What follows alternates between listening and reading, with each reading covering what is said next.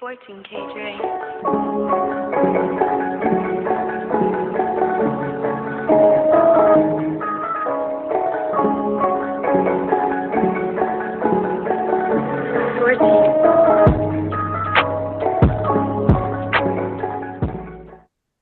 Hey, hey, hey, hey, hey, good day. Hey, everybody. This is Lisa. And Faith. And you're listening to Vet on This or That podcast. Yes, bet on this or that. It is our podcast. And what we focus on in our podcast is just what we call a potpourri of shit. A lot of shit. We got good shit today. Shit, most shit, never bullshit. So, with that being said, Lisa, what is we talking about today? The topic for before we do that, Sure. I realize we always laugh before we go on. That's because before we get on air, we always laughing about something, and it carries over into the show. I gotta work on stop carrying it over into the show. Be serious. Oh, that you want to be serious? Also, okay, Walter Cronkite, knock yourself out. That's what you want to do. Have at it. Me on the other hand, me and my house, we gonna stay laughing. Okay. Anyway, all right, Walter Cronkite, go ahead, knock yourself out. Have at it. The topic for this episode is called waiting. Lord, waiting on dead weight. Waiting on dead weight. Waiting on dead weight. Which is what we are not. We are not. We obviously are not dead weight on this end. We're gonna give y'all some information what we think. Yeah. This is dead weight, but I did some research like I always do, but dead weight can be someone or something. It can come in all shapes, sizes, and forms. Dead weight is anything, I'm talking about anything that holds you down in life and prevents you from moving forward and making daily progress. Something that makes change or progress extremely difficult is what dead weight is. I know I've tried to find something that we all had in common that would be a good example of what we're talking about with this dead weight. And I think it's fear of failure. Fear of income, but fear of failure. So, because your fears can be dead weight. Yeah. So all of us have fears, whether we choose to recognize them or not. We all have fears.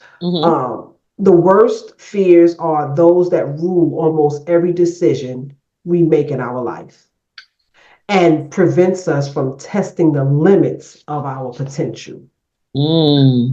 So I'm thinking of the fear of failure, that's really something I think that we all may have in common. So I was like, why do some people, why do they never progress in life?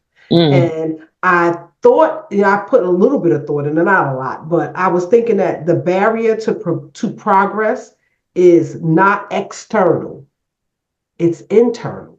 Okay. Because I think that it's like the belief that we are not capable, not worthy, or simply not enough.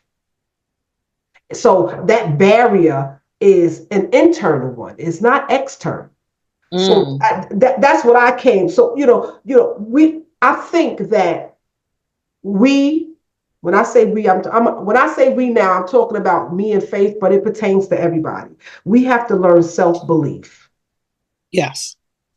Or every challenge, if we don't have self-belief, every challenge becomes insurmountable. Every challenge, every failure, a confirmation of our inadequacy. So we have to have self-belief. And I think that self-belief goes with this fear of failure, this dead weight and all this stuff. That was what I got out of waiting on dead weight. We're this fear that we all have in common. Okay. It holds us back from becoming our best self. Yeah, no. So our fear yeah. is dead weight, and we need to get rid of that. We got to figure out how to get rid of how to get rid of that. How to stop waiting on dead weight.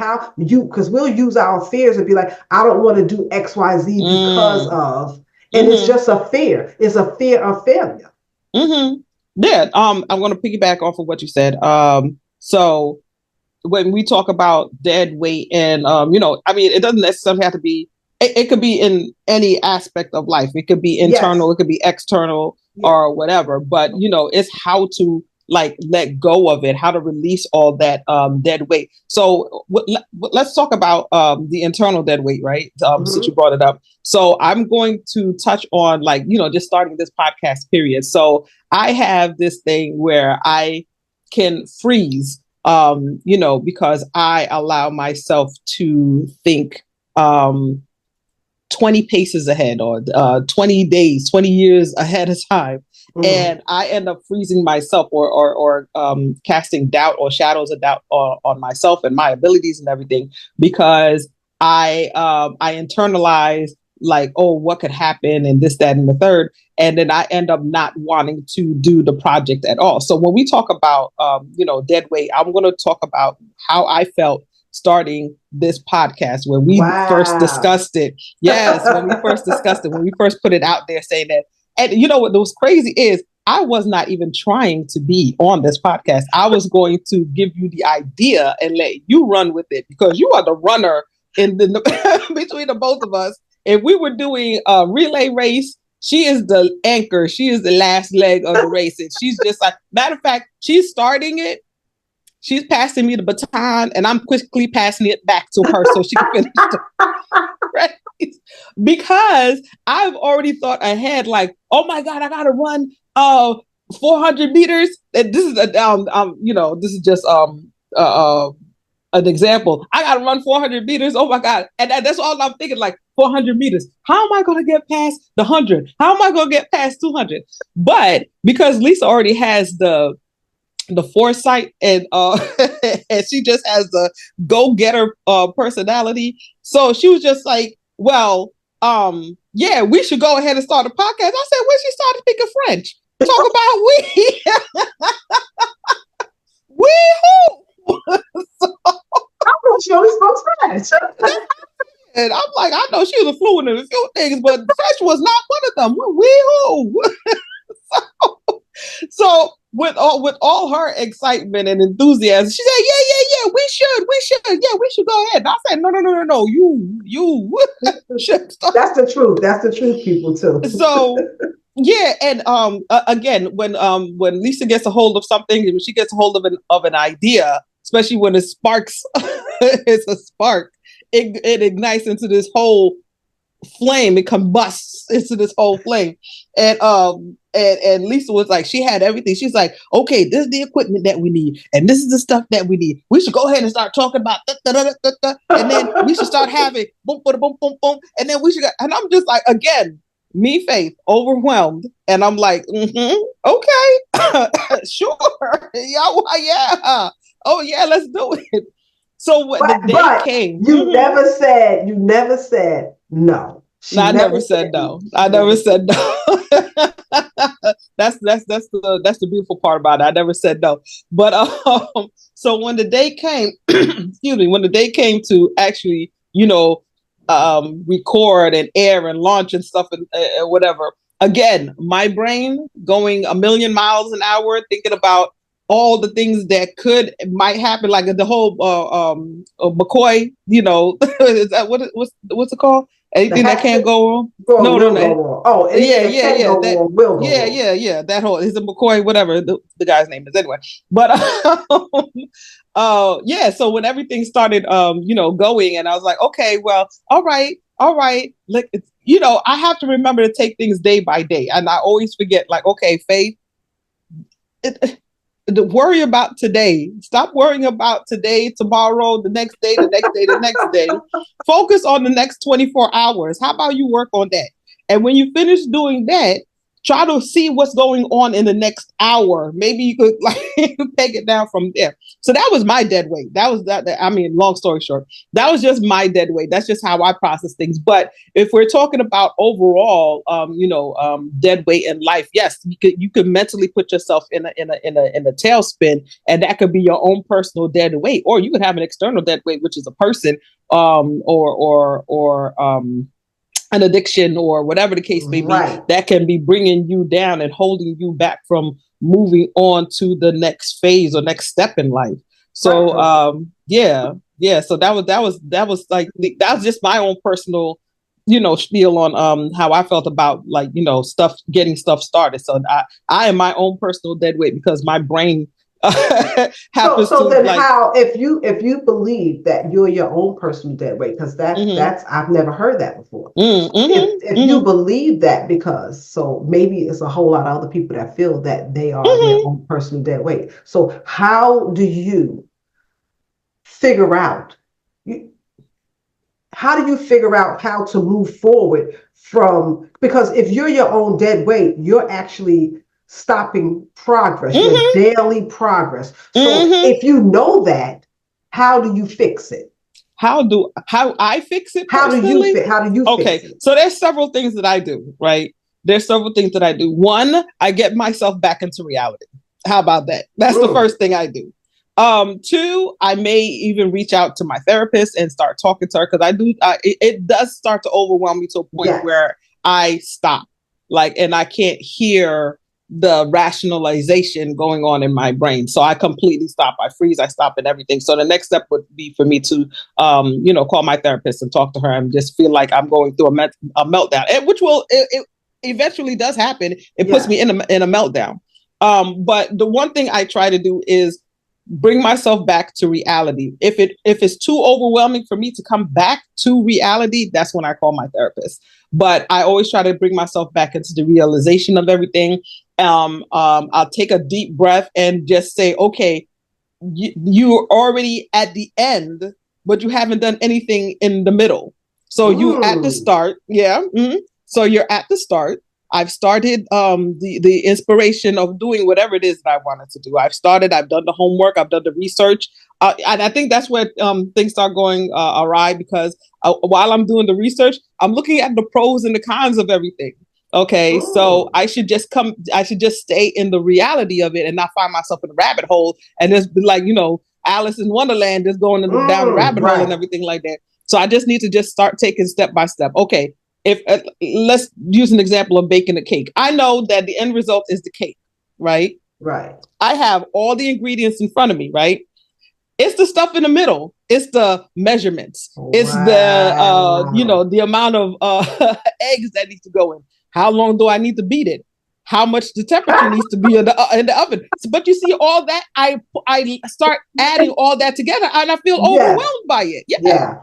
And it could be the first time I baked the cake. It could be the third time I baked the cake. But it's the idea of all of it. It's the thinking of it. It's the end result. And me thinking, oh my God, this cake is going to taste bad because I put a tenth of a bit of more flour than what it right. And baking is an exact measurement. It has to be an exact. So if you go like this much over, it could ruin the whole thing. But not necessarily so. It's just a little bit over. You just went a little bit over. It's not to the point where the whole world is going to come to an end because you went over on an amount of something that you had.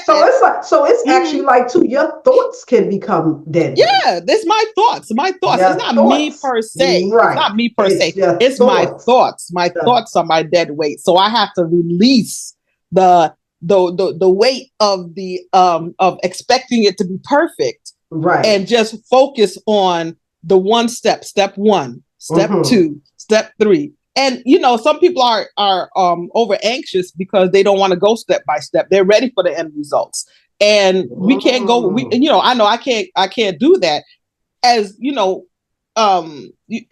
quickly as I want the process to go. I need to take my time to do it. And I have to realize and remind myself, take your time to do it. If you speed through it, you're going to mess up along the way. You're going to miss a step. Instead of putting 2 eggs, you're going to put in 1 egg. And then now all that is It's gonna be messed up. And I use this baking thing as an analogy. It's just an analogy. Right. But the overall thought process is that the end result, this is the end result that I want. But in order to get to the end result, once I've had my tools, my equipment and everything, is to take it step by step and stop perfecting the end result, but just, take it step by step and clean it up along the way and so on and so forth. Yeah, that's how I did it. because I did, like I said earlier, there are some people that never ever progress in life. Mm-hmm. And so I'm thinking that it has to be just dead weight. If we can figure out why we're so stagnant, if we can make a list of all the stuff that's bogging us down, whether it be your thoughts, whether it be other people, because I think like when we started this, when we said waiting on dead weight, I just automatically went to a person. We normally do. Dead weight. It went to a person. But like I said, the more I read and just thought about the whole topic of this, like dead weight can be anything. Anything or anyone. I believe for myself too, at one point, not now, but at one point in my life, my loyalty was dead weight. Wow. And I say that because I said this in an earlier podcast that I am loyal to a fault. Okay. And that what that translates for those that don't understand what I'm talking about, when I'm talking about myself, when I say I'm loyal to a fault, like I am a loyal person. And I say I'm loyal to a fault because I'm that loyal person, sometimes I give people way more chances than they deserve. I give them so many, like millions of chances because I'm loyal to a fault. And that becomes my dead weight because I give these people or person so many chances. I get hurt in the long run because at the end of the day, all those chances that I gave them, they still are disappointing me, and I'm still giving them more chances because I want them to change. Yeah. Well, then they're there again. They're a dead weight too, because obviously you're giving them a chance. To themselves, they're a dead weight because you're giving them a chance to. Yeah, you're giving them a chance to, change the narrative, so to speak. But they're not taking the opportunity because they either refuse to see that they need to, change what it is that they're doing that's hurting you. Right. Okay. And they obviously will stay in one place because of it. And when you've already fed up and you've moved on, you've released that dead weight. And now all they have is just their own dead weight that they have to, they have to overcome, or whatever the case may be. So that is that your loyalty to you may be a dead weight, so to speak, but that person that you're giving. Yeah. But that person that you're giving your loyalty to is also your dead weight. Yes. Yeah. And until you release that loyalty to them, that's when you now have overcome the dead weight that you had in your life. And now you've let them go. Now they're their own dead weight. Exactly. Yeah. And they'll sit there and question. Yeah, they'll sit there and question, well, what happened? How come we not together? Or how come we're no longer friends, or whatever the case may be. But it has everything to do with what you gave them, the opportunity you gave them, the grace that you gave them, right? How about that? We talked about that, right? How about that? The grace that you gave them, and the fact that they are not taking the opportunity to build off of that grace that was given to them, or build off of the loyalty that you give them, or the chances that they had to do it. And it's funny that we transitioned over to like people dead weight, because it can be a point where the person, it may not be loyalty, so to speak, but the person is manipulative and keeping you down. So that's another way of, seeing how a person can be dead weight to you as well. They could be, manipulating your thoughts. They could be manipulating the thought pattern, or making it sound like, they're not the problem, you're the problem. Yeah. So we've moved over to a whole new thing, which is narcissism. Yeah. Okay. So and stuff like that stuff has been brought up, you see it online, you see it on TV and everything like that about narcissism, gaslighting and stuff like that. And it's always somebody trying to change your thought pattern, the way you think. So even if you said that, I rather make my cake this way because I'm more comfortable in doing it, somebody will turn around and say that what you're doing is wrong, and gaslighting the situation and telling you that that's not how you're supposed to do it. This is the way you're supposed to do it. And even if you've gone through your research and looked up everything and said, no, well, even if you read in the back of the box, and Betty Crocker said, put 2 eggs and not 9. Duncan Hines, Betty Crocker, Martha Stewart, they all said that this is the way it needs to be done, right? Martha Stewart make cakes now. Martha Stewart make whatever she want to make. Well, that woman is a phenomenon. She can do whatever she want. She begging more bucks than I am. That's what she can do. Shout out to Martha Stewart. She want to make croissants and she want to make her own Crisco oil. I don't give a damn. Whatever she want to do with her life. Martha. Bake that cake, Martha. Martha ain't waiting on dead weight. She ain't waiting on dead weight. No. She did her time. Literally, she did her time. She released her dead weight. She good. How did we go all the way left? All the way left. Yes, you obviously don't watch Martha Stewart. She knows how to. She cooks. She bakes. She's creative. Yes, she is. She did. Yeah. She used to have a cooking show, I guess. I don't remember. TBI. I don't remember. And I know she went to prison. Yeah. We ain't gonna touch on that. She's the ultimate hostess. I see her as the ultimate hostess. I've always enjoyed Martha Stewart. She cracks me up. But she's the ultimate hostess. But yes, going on to that. And even though you follow the recipe to a T, or you've done it in a way that's comfortable for you to, make that cake or whatever the case may be, somebody will always come in and gaslight the whole. Somebody who doesn't see your worth or value will come in and gaslight the whole thing and make you question everything that you've done. And so now they become dead weight. Now they're not holding themselves up, but they're holding you up because they want you to be in a place, in a position where they can be in ultimate control over you, your thinking, your life choices, and whatever the case may be. So they become dead weight to you where they stop you from moving. Now they could be dead weights to themselves where they could stop themselves and you from moving. Right. So now it's a double-edged sword where it's you and them not moving, or it could just be a one-way situation where it's just you not moving or them just not moving. But you have to recognize what it is that person, that pattern, that person is putting out there, and then say, okay, well, you're doing this, you're holding me back, you're holding me up, you're holding you up, which is ultimately going to hold me up, and I'm just going to go ahead and let you go. Yeah, dead weight. You're dead weight. Yeah, and I'm not. People do wait. People do literally sit there and wait on the person to make up their mind and be they're going to do what they're going to do. Now you're just enabling. Yeah. There's some people, and I know, and I've said, dead weight can be someone or something.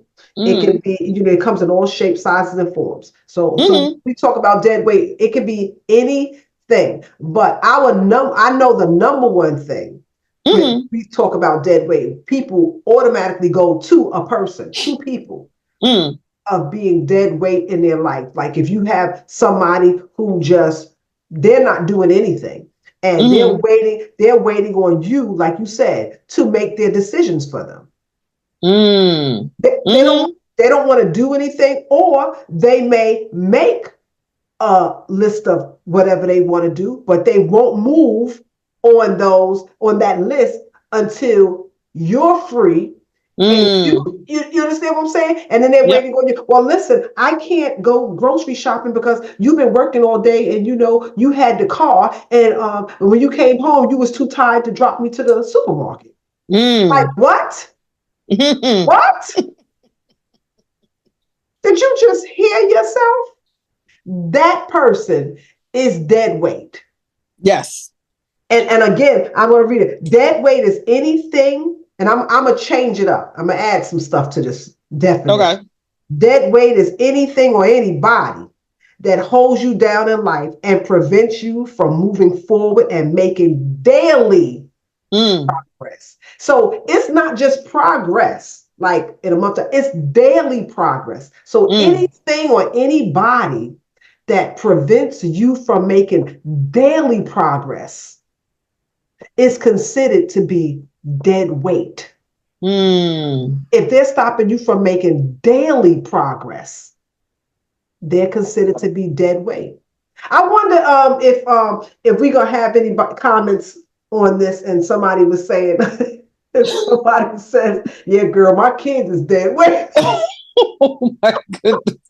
Well, you know what? People been holding me. No, if you have adult children, no, your kids can be dead weight if they're adult children and they are dead weight. I didn't want to say that, but yeah. Yeah. My God. Oh, but it's your true. Kids can it's be true. dead weight. Yeah, your adult children can be dead weight. They could be not just adult children. Some of them little kids can be dead weight. But listen, they can't live on their own. That's a joke, people. That's a joke. They can't. The babies can't live on their own. Right. They that have was to a be joke. taken care of. No. I don't think y'all know I'm a comedian. Y'all didn't get mad when Bernie Mac talked about the kids. Don't get mad when I talk about. I think they're beautiful and precious. All children, great and small. This chick that went to the land of little people.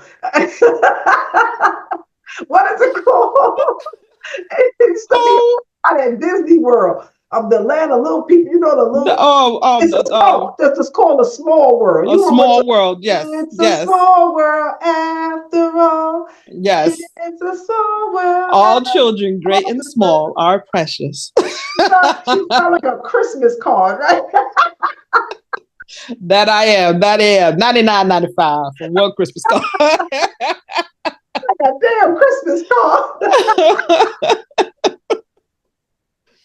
But no, but it's true. I mean, there have been kids who just just live off their parents. They're definitely listen, okay, no, let me just say they are dead weight.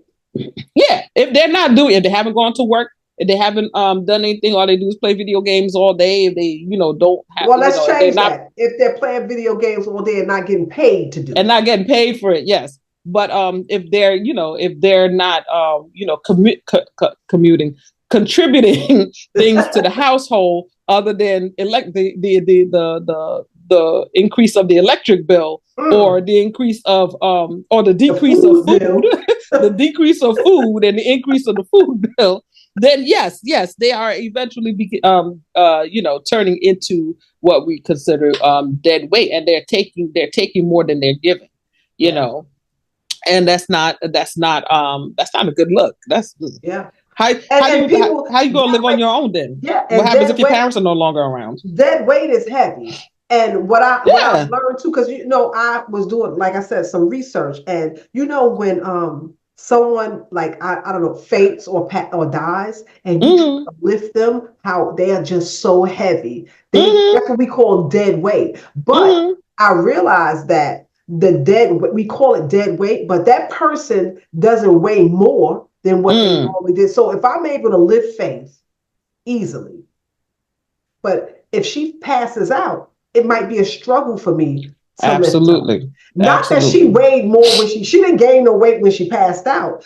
What happens is that your muscles become like, I don't know, mushy or some sort of soft or whatever. So now it's hard to grip you.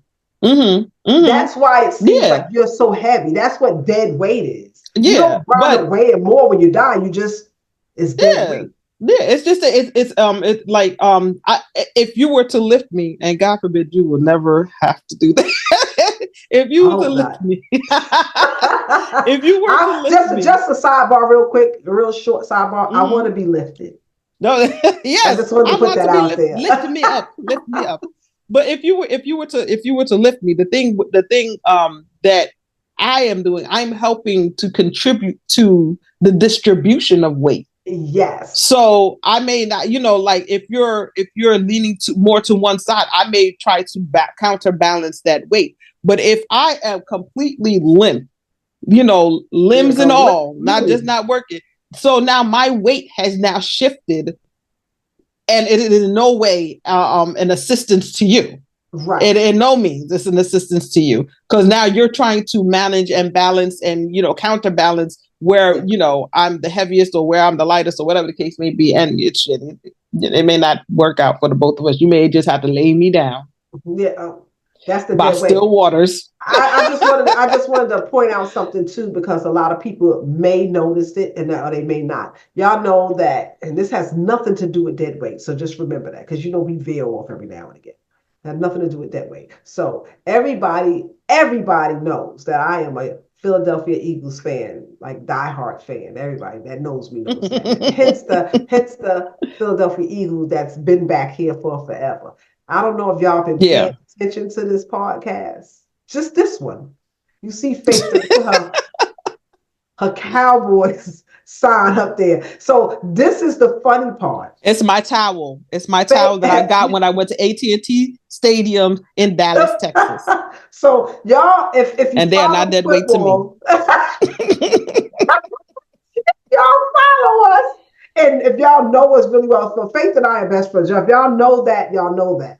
And the Eagles and the Cowboys, I'm sorry, I want to say Cowboys, but I always call them Cowgirls, but the Cowboys. She'll get over it eventually. The Cowboys and the Eagles are arch enemies.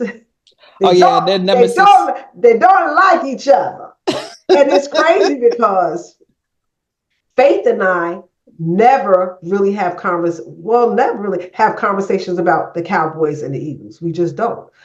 That's her team. That's my team. If I had to go to her which I don't ever in my life plan on going to a Cowboys game just to watch them. But if I did, because she asked me, I would be there. I would be there. Would. You wouldn't go. You wouldn't go involuntarily. No. I'm gonna be there. If we were playing, if our teams were playing. If I was playing, yes. But if she was going to it and she wanted me to go, I'd go too. I would just go. Yeah. But now I've been to an Eagles game. That's right. She went to an Eagles game with me. In support of you. In support of me, and it was cold. It was in Philly, and it was matter of fact, it was last year, I think. 2 years ago. It was cold, and she don't ask me why my friend here that had the right socks on. Her ankles was cold, so she had to go and buy socks. My ankles are cold. Of course, you have no choice but to wear Eagle socks because that's all they selling in there. All they had was Eagle paraphernalia. So she bought them and wore them, and that was the only game that the Eagles lost that year. The only game. That she went to and wore Eagle socks. So whenever the Eagles are playing, the Cowboys, I just want y'all to know this. I throw on my Eagle socks. She wear them damn Eagle socks. Yeah, I do. I do. I'm going to give the Eagles bad juju. So get in here, kids. Get in here, kids. Get in. Oh, to all my Cowboy fans. Get in. So if there's a team that you don't like, buy the socks. Put them on your feet. And wear them. And wear them. And no, I do not own Cowboy socks. I do not. I don't watch the Cowboys play unless they play in the Eagles. Unless they play the Eagles. I watch the Cowboys play every game. Yes. I watch the Eagles play every game. Yes. And I would say this. The Cowboys, although you I'll say, how can I put this? I'll put it the way I normally put it. You take me to the church. You walk me down the aisle.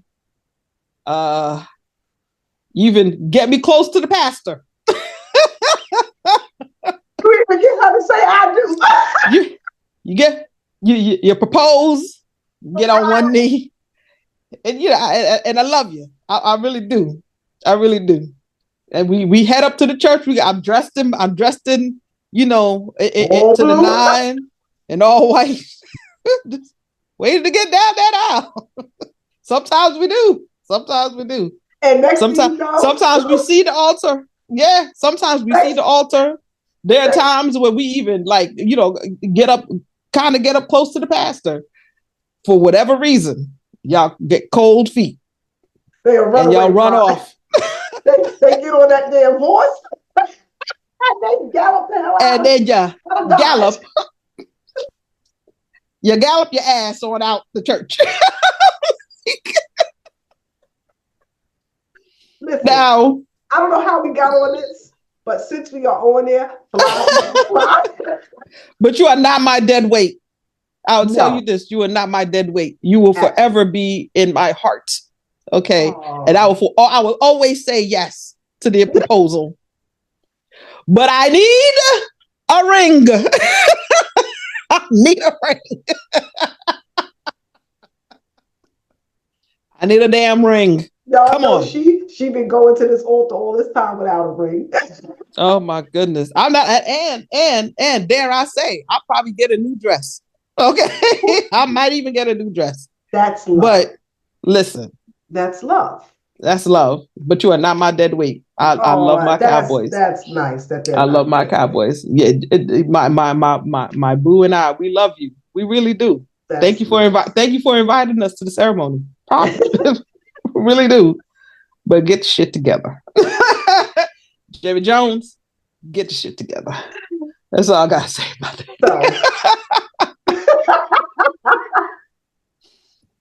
I don't know what happened just now. I just wanted to point out, that you're not my dead weight. We're talking about dead weight. She got that star over there. Let it be known. I am a dedicated fan. True blue. My heart is with you, Dallas Cowboys, and only you. Okay, I've never forsaken you for another. Okay. Okay, maybe once or twice in my lifetime, but I've always been dedicated. Cuss you out in a minute. Cuss you out in a minute. Oh my goodness! Wow, way off into the left field. See how we went off tangent all over the place. Somebody is going to appreciate the fact that we just took a few minutes to talk about the NFL. #NFL. Shout out to the NFL. I'm a lover of the NFL. Yes. #Cowboy Nation DC for life. Yay. This is our year. Even she laughed about that one. Wait, I couldn't say it with a straight face. I tried it. They say that every year. I tried it. But listen, you gotta say it and commit to it because we always make it to that and then all of a sudden we go Then they sitting home watching it from the comfort of their own couch. Listen, sometimes we're close to the last to be on the couch, and I appreciate that because I'll tell you one thing: you will not sit on the couch with me. All those other people who didn't make it and were sitting on the couch halfway through the season, or building their couch, or upholstering it all halfway through the season. Have at it. Listen, we got our own couch. Our couch is custom made just for cowboy booty. And only cowboy booties. And just like that, the topic, waiting on dead weight, shifted. It shifted to these Cowboys. Just like that. Yeah. But I'm telling you, Cowboys are not dead weight. That's damn lie. Damn lie. I'm glad they're not your. You're not my dead weight. Yeah, damn lie. I'm gonna be quiet. Oh my God! But because my friend is a true blue Cowboys fan. Yes, absolutely. Now I'll forever love them. But anyway, talking about back to waiting on dead weight.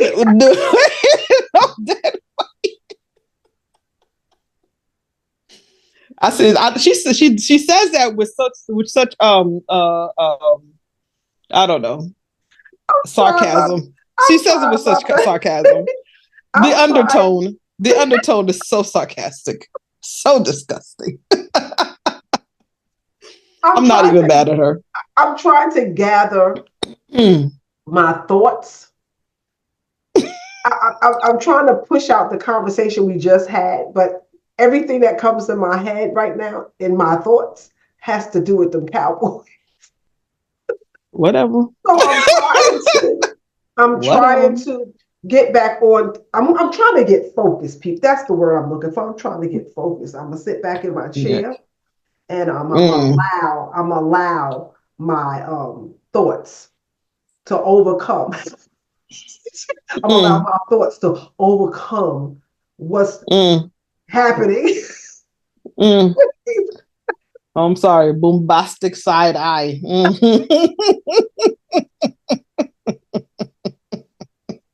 Listen, just for the record, the Cowboys are not dead weight. They're not my dead weight, actually, because they don't do anything to But I just wanted to mention that because, Faith has. Yes, I have them up here. They're up here. And, I didn't know if you guys know but that. If we do talk about NFL and dead weight, that's right there is a whole telltale saga of how when they bring folks on, like the draft is coming up soon. The draft is coming up in April, right? So they're drafting folks, right? And then they have this whole free agency and everything. And then, that's ways teams cut off dead weight. Like they'll trade them off to somebody else and they end up becoming dead weight to another team. If they become dead weights, because sometimes if the team is dead weight, they need to relocate themselves to another franchise, and then they flourish from there. So that's a whole nother idea of looking at dead weight and see how just how the NFL, the NBA, the Major League Baseball, how they all move around their players, because good. Yeah, some of them. The way you transitioned and made this a part of girl. Ka-ching. But master's degree be working overtime. I'll pay for it. I told you I'll pay for it. I'm gonna use it. Okay. Y'all see the way she transitioned and you love it. You love it. You like it and you love it. I do. I mean, I was sitting here listening, like, where's she going with this? Like, why can't we talk about the topic now? Like, what? Yeah, but how many times have you seen players leave a team and then they flourish someplace else? So that means the team was dead weight for them, or vice versa. Maybe they need to cut somebody. Yeah, and bring in a fresh face or fresh body, new young blood or something. Yeah. Mm-hmm. And next thing you know, that team flourishes and they win a Super Bowl of 2-10. Can that work out like for family? Like, so say if I have some people in my family that I consider dead weight, can we go to a trade and say if I want Faith to be in the family for real, and I want to get rid of, we can talk trade and you talk about you. Wait, you talk. Are you a free agency friend? Are you a free agency fan? Yeah, I'm always a free agent. I'll adopt it to anybody's family. Honestly, I take my own family. I love my family. I will be attached to my family for forever. Okay, for forever. But however, comma. You rub me the wrong way. There's some people in my family. I'm not gonna say no names. It's some people, you know who you are. There's some people in my family. I'm talking about my biological family. That I would love to trade them for somebody else. Because we don't get to pick our family. No, you don't. You're born into that daggone yeah. That cult, that gang. You born into that gang. I'm mad that you even called them a cult in the first place. You're going to change them over and call them a gang. That fraternity or whatever it is, you're born into that family. A family is a gang, because I can tell you right now, if I got a problem, I'm going to call a head honcho and they're going to make some phone calls. They galloping. And you're going to hear some glass clicking. There's going to be a warriors. Basically. Warriors. And I can see the McCords coming through, man. I see them coming through. Y'all don't want us. Listen, when we come through, you want us to be coming through because it's a barbecue affair. You don't want us to be coming through for no negative stuff. But first of all, it's gonna be like COVID. We gonna clean up. We coming through like COVID. Everybody gonna be in their house. Ain't nobody gonna be outside. Listen, from what I know of the McCords, and I've met a good chunk of them. From what I know of the McCords, okay, is that they are not a small clique. Okay, they are not a small clique. They are a whole tribe. They are a whole tribe. Blackfoot Indian to be exact. Basically. And I know for a fact that if one, and I'm talking about Adrian, I love Adrian. I know for a fact that you say one wrong thing to Lisa, all she got to do is call A riding in there like a bat out of hell. She done knocked one of the cowboys off of their horse and took their horse and A is not dead weight. Adrian is not dead weight. That's one chick I ain't trading in. No. Because I know for a fact if I ever trade her, somebody finna pick her up immediately. She part of the franchise. She ain't going nowhere. She half owner. They're the half owner, yes. She ain't going nowhere. She's not going nowhere. She's going nowhere for nobody. Nowhere for nobody. But dead weight. But no, yeah, I mean, listen, we have people in our family that, we're ready to trade them. We always trade Kanye in for somebody else, but we always get them back. But anyway, but the thing is being born into your family.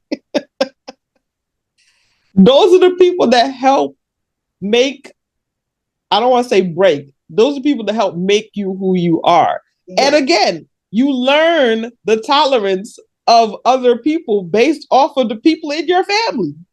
Yeah. So if you have somebody who's a narcissist in your family. Not those. Let me see how many we have. One, two, no. You stupid. So if you have somebody who's a narcissist in your family, you know the telltale signs of a narcissist because when that person comes around, you be like, cousin such and such, a sister such and such, or brother such and such act just like that. I know how to, move them along and be about my business. You have folks who are the dramas, the dramatics in the family. Who, you know how to deal with those people. But you won't have everybody in your family. You won't have every type of person in your family, but you'll have somebody that crosses along the borders of whatever. And you learn how to deal with it. Every family I know has some dead weight in it. Because we're all a bunch of dysfunctional families anyway. There's no perfect family. No, I wish. Right. So our families have dead weight in it, just like your families have dead weight in it. And we have to, like Faith said, we've learned a lot from the family. And so it helps us to understand the people that are not our family. Like, okay, that is, he is manipulating me or she is manipulating me. So that's dead weight. We're going to get rid of her. I don't want to be around nobody that's gaslighting me. They're dead weight. I don't want to be around anybody that constantly stomps on my dreams. Like if I say I want to do a podcast, they're like, girl, what you doing a podcast for? You doing X, Y, Z. You don't need to be doing that. That's dead weight because now they're stopping or preventing progress in my life. So anybody that's going to tell me that I can't do something, now I know that they could be potential dead weight. For you to tell me that I can't do something, that's a problem because I can do anything that I set my mind to. Absolutely. I may not be able to complete it. Yeah, I may not be able to complete it within an hour or maybe a year or two, but as long as I put the effort into it, I can do it. So when you Absolutely. get around people that's constantly, even your teachers or whoever in school telling your kids, when you get around people that are telling you you can't do something, look at them as potential dead weight. And you have to prune them people out. Yes. You got to get rid of them, prune them out, like you cut your little thing, your trees down in the spring or whatever. Prune those people out of your life because they will prevent you from progressing. They will prevent you from progressing. So all that you can't do this, and why you want to do that, and you 50 years old, you shouldn't be thinking about doing it. Anybody that's talking to you that way, then they could be potential dead weight. Yes. They could Yes. be potential dead weight, and we don't. Yes. We're not going to be waiting on dead weight. We don't want that in our life. We want to get rid of dead weight. We don't want anything that's going to stop our progress, and from what the definition said, our daily progress. And look at yourself too. Look at yourself within. Look internally and make sure you're not being somebody else's dead weight. Yes. Keep putting out negative stuff. That's dead weight. Dead weight. You wanna feed your body. I said this before. I'm feeding myself, hopefully, with all positivity, so that I can put out the same thing. I'm not around. I don't want to be around here telling people what they can. If somebody tells me their dreams or their visions, I'm gonna listen to them. And if I don't have anything positive to say, I'm not gonna say anything. But I will not be able to say, girl, or man, you can't do that. Like, why would you want to do that? Like, if that's what you want to do, listen. I'm all for it too. If you like it, I love it. Absolutely. I'm going to share something. Somebody's dead weight. I'm going to share something real quick that I saw on excuse me, so on LinkedIn. Not a sponsor. And the person who wrote this was Susan Matheson, and she discussed something regarding recognizing dead weight. So recognition, ownership, awareness. Until we recognize, own, and become consciously aware, we are holding on to a bunch of mental and emotional dead weight that is unproductive and even harmful to ourselves and others without self-judgment of that reality. We'll remain stuck in this perpetual spin cycle it creates and continue our battle. Letting go and moving forward unencumbered will remain something we feel is unattainable. As I say all the time, radically self-honest recognition is the first step towards liberation. Wow. Yes. What was her name again? Her name is Suzanne Matheson. SUZANNE MATTHIESSEN. So that she had it's a whole article about it, but she discusses a couple of things. She talks about inspired motivation, commitment, patient proaction. It's a whole article on it, and she does describe it very well, where she discusses the recognition, ownership, and awareness of dead weight, and we just talked about it, emotional dead weight. Yes. So she did touch on that, which was something that I thought was excellent. And I just wanted to share that. Yeah, and so if you don't get anything else out of this episode, just know this part, that dead weight does not necessarily have to be a person all the time. It could be anything. Yep. That's preventing you from making daily progress. Your thoughts, your fears. It could be anything. Yeah. It could be a person, of course, also, but it could be anything. So don't just think because it's not in the form of a person that is not dead weight. If it's preventing you, and like I said in the beginning, I looked at fear of failure, because that's one thing I think we all have in common, a fear of failure, just fear itself. Because fear is just the unknown. We're afraid of the unknown, and that is dead weight, because we won't do certain things because we're afraid. And it's the unknown that we're afraid of, because I know a lot of people that will say, I'm not getting on no plane. I'm scared of planes. I'm like, well, have you ever flown on a plane? They go, no. Well, how can you be afraid of it if you've never flown? Yeah. It's the fear of the unknown. So that becomes a dead weight. So Now you want to drive a million hours to get somewhere when you can hop on a plane and get there in 2 hours. Absolutely. So now you're messing with your time. So that fear becomes your dead weight. Mm-hmm. That fear becomes your dead weight. And you have to put out positive things all the time. You have to put that positive energy out in your life all the time, and not just think of, fear of the unknown. And that's I don't want to say that's ludicrous, but it's just like, it keeps you so in one place. It keeps you so. It keeps you in bondage almost. Like yeah, you're stuck. yeah. You're stuck. You're stuck because of these fears, which that's dead weight. And you have to figure out a way to release that. No one can tell you how to, because it's your fear. Yeah. It's your fear. And I always say the best way for me to get rid of fears is just to tackle them head on. So if I'm afraid of something, I tackle it head on. Like at one point, I don't like snakes. I stopped saying that I'm scared of them. I'm not afraid of them. I don't like them. So I had at one point, like, I don't want to be around a snake. I don't want to watch them in videos, all that stuff. So what I had to do was force myself. Like, I've never seen the movie Snake on a Plane and all that stuff, because I had a fear of snakes. But I realized it's not that I'm afraid of the snake. I just don't like them. Same here. I don't like snakes. And I'm talking about snakes in its regular, natural form, and people. People could be snakes too. Yeah, people are snakes too.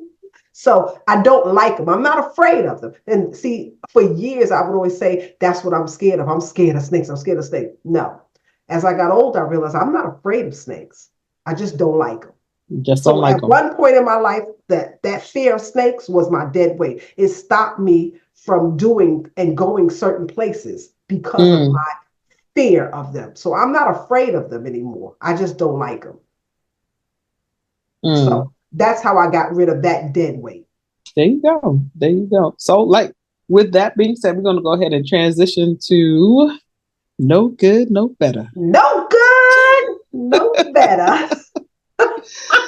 So, and if you all have been following, No Good and No Better is just a segment of our podcast where I like to discuss things that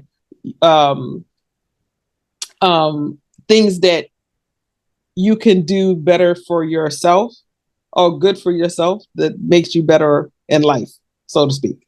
So what we're looking at is dead weight. And my no good and no better from you is catch and release. Catch and release. I know Lisa like, what the hell? Catch and release. If anybody's ever gone fishing and you go to certain parks, fishing parks or whatever, or lakes, and they have this whole catch and release rule. So you just fish for sport, you catch the fish, and then you throw it back in. You're just doing it just as an exercise, just to strengthen your own fishing expertise, so to speak. But sometimes we'll catch something and we might think it's good, but it ends up being dead weight and it starts to pull your boat down.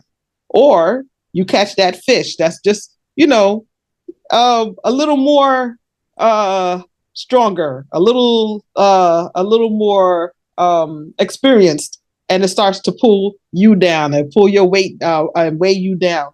So you can hold on to that fish that's bringing you down, or keeping you stagnant, or not taking you anywhere, or you cut the line and let that son bitch go and let it swim off to other places. That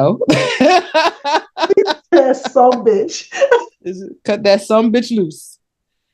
And again, it's just an analogy, just trying to compare the two things. I am not an avid fisherman, but I've seen people fish, and I've seen how, they will fight and try to bring that fish in, but that fish is not doing anything more than fighting back and pulling you further into the water that you are not trying to get into. So that could be your own dead weight. Cut that some bitch loose. That thing is not doing anything for you. It's not adding add value to your life. It's not getting you any closer to your goal or your dream in life. Cut that bastard loose. There's no sense in holding on to it. Find something else. Sometimes it's just it's just releasing the thing that's holding you down, that frees your hand to be in receipt of something else. That's my no good, no better. Usually I'm like, and that was a really good, no, I mean, it was a good, no good, no better, but it caught me off guard. She's like, what fish got to do with dead weight? Let bitch go. Let that some bitch go. So after no good, no better, I do the quote of the day. Hey, ding, ding, ding, ding, ding. Quote cannot have anything to do with today's topic, and mine's probably don't now, because I mean she was talking about fish just now and throwing us something back. So I don't. I'm sorry. Oh. It says, it always seems impossible until it is done. It always seems impossible until it is done. I like that. It always seems impossible until it is done. Yeah. Even impossible, it's weird. Like you ever notice that even impossible has the word "I'm possible" in it? Yes. If you break it down, yeah. And Nelson Mandela said that it always seems impossible until it is done. Oh, thank you, Mr. Nelson Mandela. Rest in peace. So people, we want you to like, subscribe, and share.